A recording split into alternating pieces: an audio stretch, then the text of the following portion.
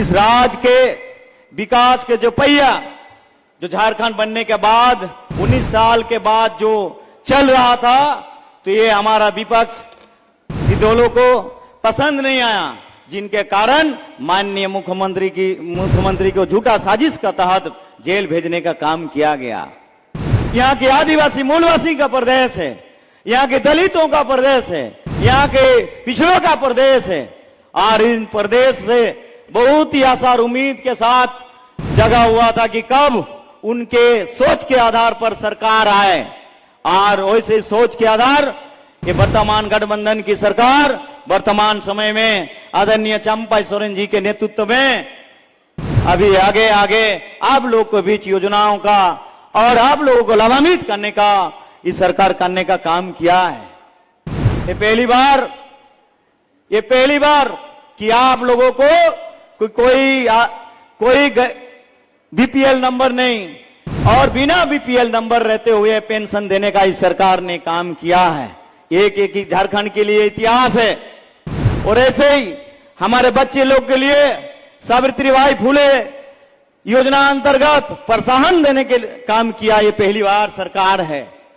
आज यदि एक एक कर अगर गिना जाए तो 57 अक्षर में इस झारखंड के इतिहास में दर्ज होंगे कि यहाँ की आदिवासी मूलवासियों के लिए।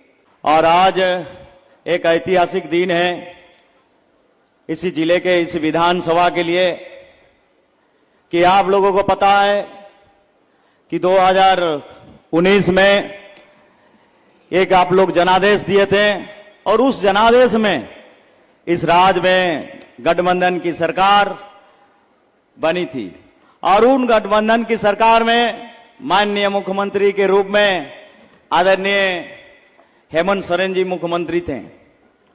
और जो कि इस राज्य के लिए कोई आशा, कोई एक उम्मीद, कोई एक सपना था कि यहाँ के आदिवासी मूलवासियों के लिए, कि हर वर्ग के लिए, हर क्षेत्र के लिए और हर समाज के लिए, कि चौमुखी विकास के लिए। परंतु जैसे जैसे सरकार बनी वैसे ही एक वैश्विक महामारी आया, और उस महामारी में देखते देखते सरकार का कार्यकाल लॉकडाउन और अन लॉकडाउन में 2 साल विकास का काम बाधित रहा। और तब भी बाधित रहने के बाद भी माननीय मुख्यमंत्री आदरणीय हेमंत सोरेन जी को एक नीति योजना बना के देने का काम किए।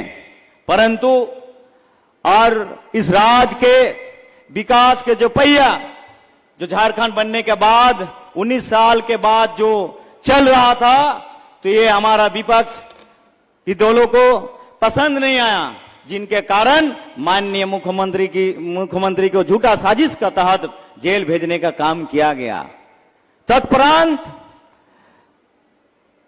माननीय मुख्यमंत्री हम लोग के जो अभिभावक हैं हेमंत सोरेन जी के जो कामों को जो अधूरा छोड़ के गए थे, उस अधूरा कामों को कैसे इस राज्य के अंतिम क्षण तक पहुंचा जाए, ऐसे ही माननीय मुख्यमंत्री आदरणीय चंपा सोरेन जी ने बागडोर संभालते हुए धीरे धीरे सभी योजनाओं को आप तक पहुंचाने का काम किया।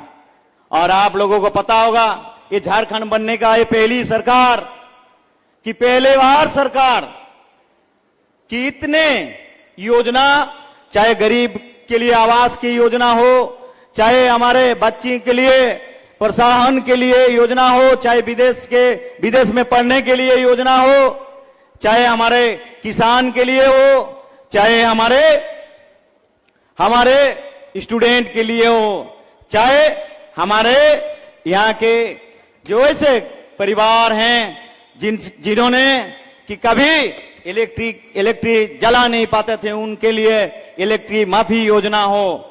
और वैसे कोई एक योजना इस झारखंड बनने के बाद पहली बार इस सरकार लाने का काम किया है। और उन योजनाओं को कैसे धरातल पर पहुंचे, अंतिम व्यक्ति तक पहुंचे, ये माननीय मुख्यमंत्री जी का सोच था, सपना था। और उसी सपना के साथ हर पंचायत में आपकी योजना, आपकी सरकार और आपके द्वार माध्यम से आप लोगों को जानकारी और पहुंचाने का काम किया। और आज अगर देखा जाए, ये झारखंड प्रदेश एक गरीब का प्रदेश है, यहाँ के आदिवासी मूलवासी का प्रदेश है, यहाँ के दलितों का प्रदेश है, यहाँ के पिछड़ों का प्रदेश है। और इन प्रदेश से बहुत ही आशा और उम्मीद के साथ जगा हुआ था कि कब उनके सोच के आधार पर सरकार आए।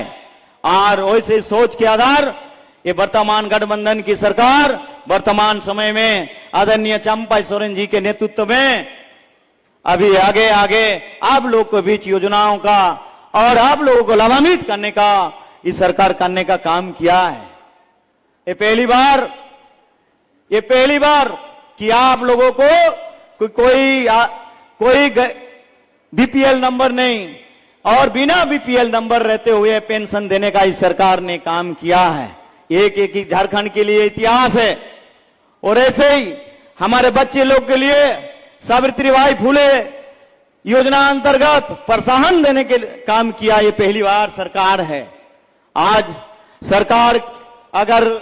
सरकार की काजों को आज यदि एक एक कर अगर गिना जाए तो 57 अक्षर में इस झारखंड के इतिहास में दर्ज होंगे कि यहाँ की आदिवासी मूलवासियों के लिए।